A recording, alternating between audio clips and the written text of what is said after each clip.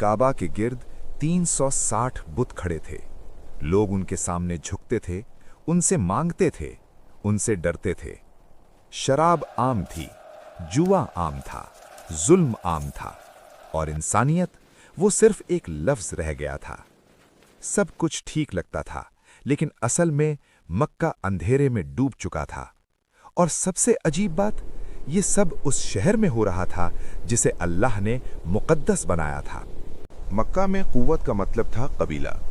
अगर आपके पास कबीला था तो आप महफूज थे, अगर नहीं था तो आप कुछ भी नहीं थे। सच का कोई वजन नहीं था, इंसाफ ताकत से मिलता था। कमजोर दब जाता था, गरीब चुप हो जाता था, और ताकतवर होता जाता था। यहाँ लोग काबा के गिर्द चक्कर तो लगाते थे, मगर रब को नहीं जानते थे। रिवायत बच गई थी, रूह खो चुकी थी। दौलत चंद हाथों में थी, बाजार गर्म रहते थे, सोना चमकता था, मगर इंसान की कीमत गिर चुकी थी। गुलाम खरीदे जाते थे, बेचे जाते थे, उनका दर्द किसी को नजर नहीं आता था। और फिर वो मंजर, एक बाप अपनी छोटी सी बेटी का हाथ पकड़कर रेगिस्तान की तरफ जाता था।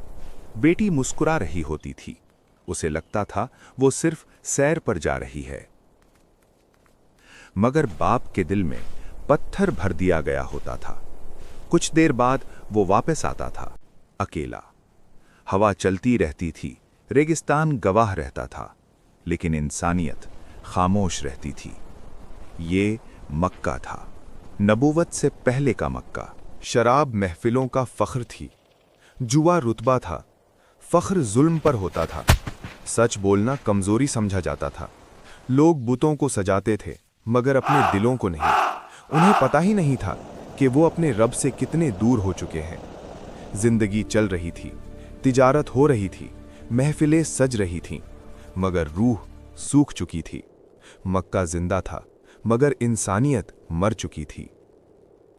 और जब अंधेरा अपनी इंतहा पर पहुंच जाए तो रोशनी करीब होती है। इसी शहर में, इसी अंधेरे के दौर में एक आदमी था जो भीड़ से दूर रहता था, जो बुतों से नफरत करता था, जो सच की तलाश में था।